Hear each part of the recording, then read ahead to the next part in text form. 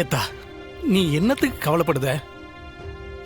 அறிவழகனை ஈஸியா விடுதலை பண்ணி வெளியில கொண்டு வந்துடலாம், அதுவும் கூடிய சீக்கிரமே. டேய் அண்ணே, நிஜமாவா அண்ணே? எப்படின்னு ஏதாவது வழி கிடைச்சிருக்கா?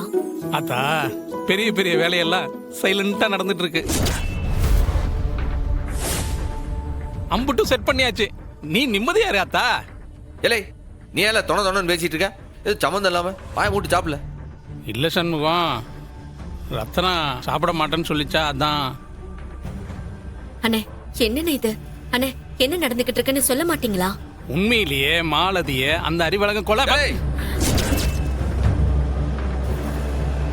என்ன சாப்பிடும் போது தொடர்ந்து பேசிக்கிட்டு பேசாம சாப்பிட மாட்டியா? இல்லை அந்த ஆள் தான் ஏதோ வளருதானா, நீ வாய் கொடுத்துட்டே இருக்க. ஏதோ ஓசியில சாப்பாடு கிடைக்குதுன்னு உன்னை சந்தோஷப்படுத்துறதுக்காக 4 வார்த்தை சந்தோஷமா சொல்லிட்டு இருக்கா. நீ ஏன் போய் அவங்ககிட்ட பேச்சு கொடுத்துட்டு இருக்க? முதல்ல அந்த பொரியல் எடுத்து வைல. இன்றே டவுன்லோட் செய்து உங்கள் ஃபேவரட் ஷோக்களை என்ஜாய் பண்ணுங்க.